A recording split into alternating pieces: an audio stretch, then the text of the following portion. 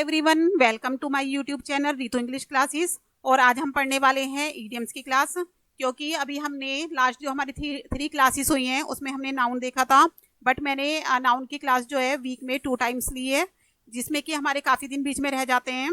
तो मैंने सोचा कि उसमें हम थोड़ी सी अपनी वोकेबलरी को इम्प्रूव कर लेते हैं, जिसमें मैं आपको आज से वोकेबलरी की क्लास भी शुरू कर रही हूँ। साथ में ही उसमें हम ईडियम्स, फ्रेजेस, एंटोनियम्स, सिनोनियम्स और काफ़ी सारे वर्ड मीनिंग्स के बारे में पढ़ेंगे और उनके मीनिंग देखेंगे, उनका यूज़ देखेंगे सेंटेंस में कैसे करते हैं। तो आज हमने जो अपनी पहली क्लास रखी है वो ईडियम्स की रखी है, जिसमें 5 ईडियम्स होंगे और हर रोज़ हमारे 5 ईडियम्स की क्लास में लूँगी। उसके बाद हम अपना फ्रेजेस शुरू करेंगे, उसके बाद हम एंटोनियम्स और सिनोनियम्स की क्लास भी रख लेंगे। हो सकता है कि जब भी मेरे को बीच में टाइम मिले तो मैं कोई क्लास आपकी ऐसी बना दूँ, एक दिन में 2-2 क्लास भी हम ले लें, जिससे कि हमारी वोकेबलरी वाला जो पार्ट है वो जल्दी जल्दी कवर हो जाए।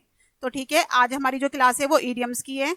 इसमें हम देख लेते हैं कि मीनिंग ऑफ ईडियम्स क्या होता है, कि ईडियम्स का मतलब क्या है। ईडियम्स मतलब होता है मुहावरे। जैसे हम हिंदी में वर्ड यूज़ करते हैं, जैसे कि मुहावरे हम हिंदी में यूज़ करते हैं, जैसे झूठा बहाना बनाना, सबसे बड़ा पार्ट, या फिर फूलों की सेज। इस तरह के वर्ड हमने हिंदी में सुने हैं, बट इंग्लिश में इन वर्ड्स को हम क्या बोलते हैं। अगर हम हमारे सामने कोई पर्टिकुलर ईडियम्स आ जाता है तो हमें उसका मीनिंग नहीं पता होता। जैसे कि अ गोल्डन मीन, एग्जाम्पल ले लेती हूँ अभी मैं यहाँ पर। अ डार्क हॉर्स। अभी देखो यहाँ पे एक वर्ड लिखा है अ डार्क हॉर्स। तो अभी हम इसको अगर अकॉर्डिंग टू इंग्लिश के वर्ड मीनिंग के अकॉर्डिंग टू देखें तो इसमें होगा अ डार्क हॉर्स, यानी कि एक काला घोड़ा। या एक डार्क माने अंधेरा भी होता है, डार्क माने काला भी होता है। तो घोड़े के साथ अंधेरा तो लगेगा नहीं, तो एक काला घोड़ा हम इसको पढ़ सकते हैं अगर हमें इडियम्स के बारे में नहीं पता है। बट इसका जो एक्चुअल मीनिंग होता है डार्क हॉर्स का, उसका मतलब होता है छुपा रुस्तम। छिपा रुस्तम, ये वर्ड आपने सुना होगा, छुपा रुस्तम। कहते हैं कि तू बड़ा छुपा रुस्तम है, यानी कि मैन ऑफ एक्स्ट्रा ऑर्डिनरी। इसका इंग्लिश में मीनिंग होता है अ मैन ऑफ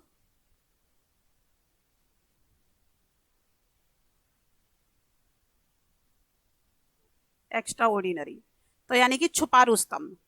तो ऐसे ही हम अभी तो हमने ये एग्जाम्पल के तौर पे देखा था कि अ डार्क हॉर्स का मतलब काला घोड़ा ना होकर छुपा रुस्तम होता है। A man of extra ordinary हम इसको बोलते हैं। बट ऐसे ही अभी हम डेली 5 इडियम्स पढ़ने वाले हैं, 5 मुहावरे या लोकोक्ति हम पढ़ने वाले हैं। अपना पहला इडियम देख लेते हैं। फर्स्ट इडियम है हमारा आ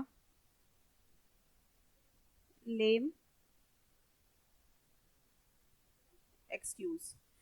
तो अब जो हम मीडियम्स पढ़ेंगे वो अल्फ़ाबेटिकली पढ़ेंगे, यानी कि पहले ए अल्फ़ाबेट वाले सारे देखेंगे, फिर बी सी डी, ऐसे हम अल्फ़ाबेटिकली पढ़ेंगे।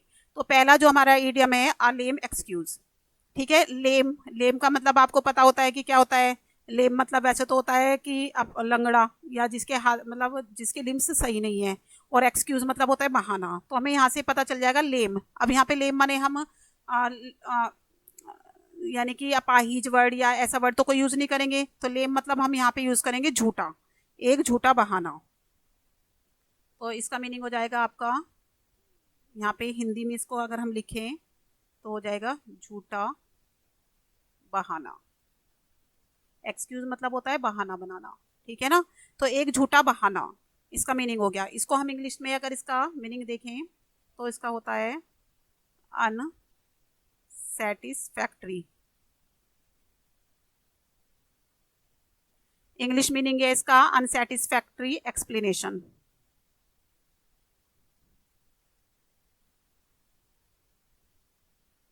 अनसेटिस्फैक्ट्री एक्सप्लेनेशन,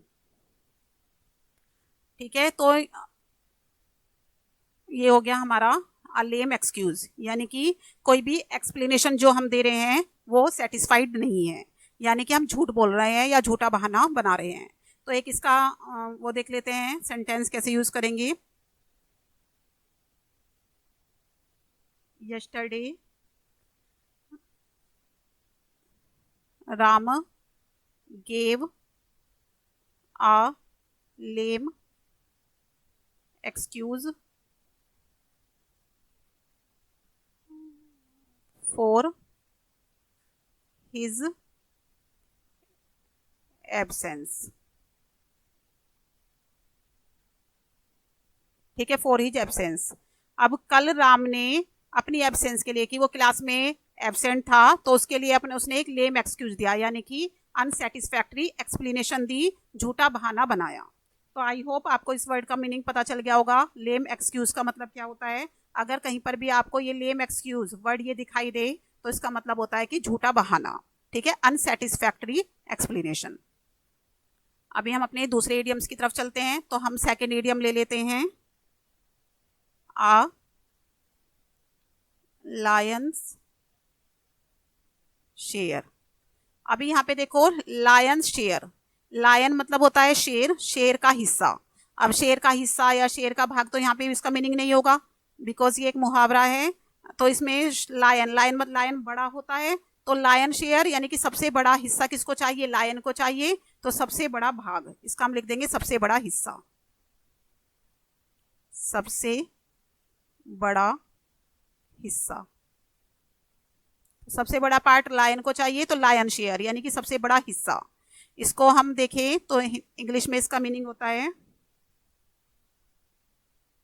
ग्रेटेस्ट शेयर, यानी कि बड़ा हिस्सा। ग्रेटेस्ट मतलब होता है सबसे बड़ा। सबसे बड़ा क्यों? ईएसटी इसमें लग गया है, तो इस सुपरलेटिव डिग्री, ये मैं भी आगे आपको क्लास में समझाऊंगी। ग्रेटेस्ट का मीनिंग सबसे बड़ा, यानी कि जो चीज सबसे बड़ी हो, द बेस्ट हो, उसको बोलते हैं ईएसटी लगा के ग्रेटेस्ट, बेस्ट या फास्टेस्ट, ऐसे वर्ड लगा के यूज करते हैं। तो ग्रेटेस्ट शेयर। अब इसका एक सेंटेंस देख लेते हैं हम। The eldest son got a lion's share in his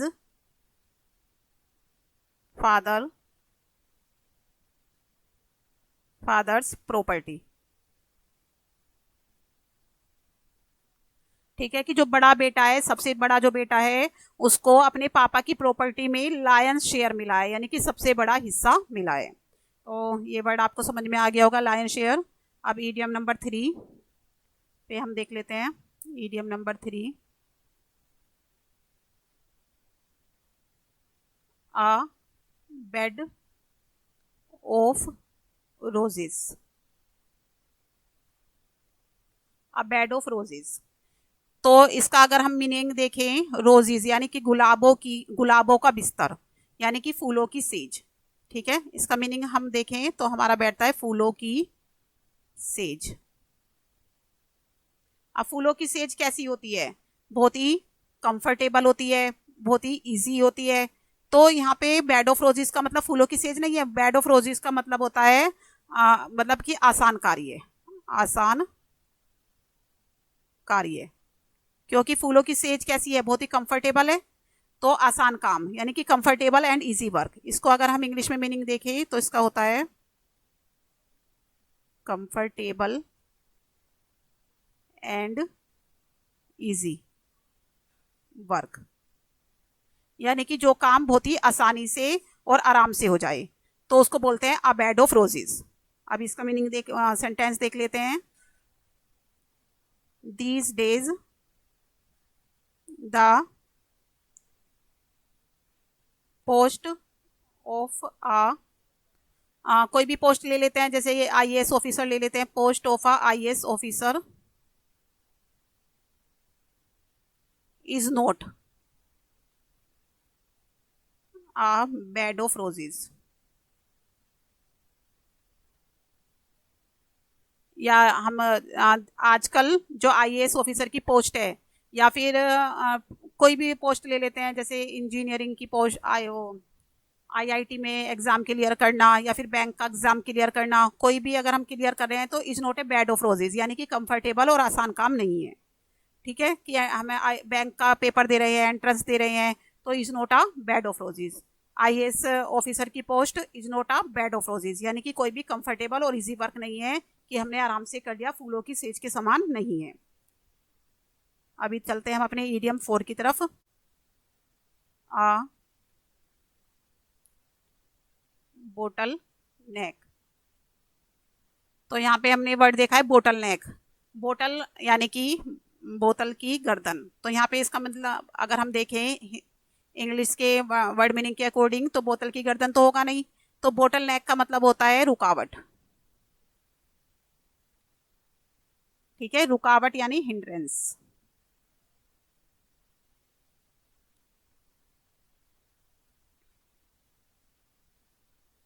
ठीक है, हिंड्रेंस मतलब रुकावटें, यानी कि कोई भी जो काम हो रहा है जिसमें रुकावट पैदा हो जाए तो उसको कहते हैं हम bottle neck.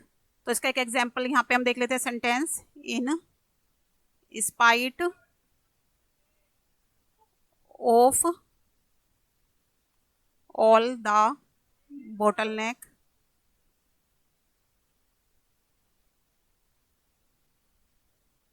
in spite of the bottleneck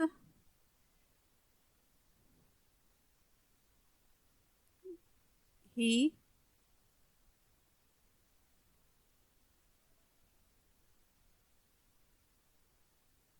succeeded in the end। तो यहाँ पे जो सेंटेंस है हमारा उसमें क्या लिखा है कि in spite of all hindrance, की सारी रुकावटों के बावजूद। इन स्पाइट ऑफ का मतलब होता है के बावजूद, के बावजूद। ऑल माने सभी और द बोटल नेक रुकावटें, बोटल नेक्स, तो इसका मतलब होता है रुकावटें।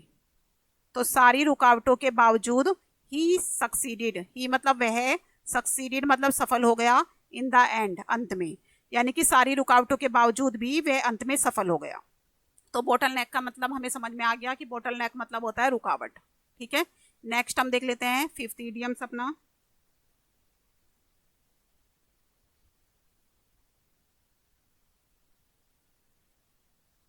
आ ब्लैक शीप।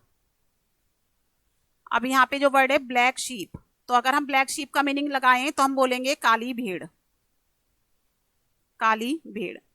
लेकिन यहाँ पे जो ब्लैक शीप है वो एक इडियम है जिसका मीनिंग होता है यहाँ पर हमारा बदनाम व्यक्ति, बदनाम व्यक्ति, यानी कि आ मीन फेलो। मीन मतलब होता है बदनाम, मीन वर्ड का मतलब है बदनाम या फिर कमीना। ठीक है, जो आदमी बदनाम है यानी कि मीन है तो उसको बोलते हैं ब्लैक शीप। तो यहाँ पे एक एग्जांपल देख लेते हैं, there is a black sheep in every political party. ऐसा जरूरी नहीं है, बट ये एक सेंटेंस बनाने के लिए हमने लिखा है कि एवरी पॉलिटिकल पार्टी, यानी कि हर पॉलिटिकल पार्टी में एक ब्लैक शीप होता ही है, यानी कि एक बदनाम व्यक्ति होता ही है, होता है। बट ऐसा जरूरी नहीं है, सिर्फ हमने सेंटेंस बनाने के लिए इसका यूज किया है। इसको रिवाइज कर लेते हैं कि जो पहले वाला था हमारा आ लेम एक्सक्यूज। लेम एक्सक्यूज का मतलब होता है कि झूठा बहाना, लेम मत एक्सक्यूज यानी कि अनसेटिस्फैक्ट्री एक्सप्लेनेशन, झूठा बहाना। दूसरा हमने पढ़ा लायन शेयर। लायन शेयर मतलब होता है कि सबसे बड़ा, क्योंकि लायन को सबसे बड़ा पार्ट मिलता है तो सबसे बड़ा हिस्सा, ग्रेटेस्ट शेयर। थर्ड नंबर पे हमने पढ़ा आ बेड ऑफ रोजेस, यानी कि कंफर्टेबल एंड इजी वर्क, कोई भी आराम और आसान, आरामदायक और आसान कार्य। फोर्थ पे हमने पढ़ा, फोर्थ नंबर पे हमने पढ़ा बोटल नेक। बोटल नेक का मतलब होता है रुकावट। और फिफ्थ नंबर पे हमारा लास्ट था ब्लैक शीप। ठीक है, ब्लैक शीप मतलब होता है बदनाम व्यक्ति, यानी कि आमीन फेलो। तो ये आज 5 इडियम्स हमने पढ़े हैं, इनको आपको याद करना है, इनके मीनिंग को अच्छे से समझना है और इस पे कई सारे सेंटेंस बना के खुद से देखने हैं।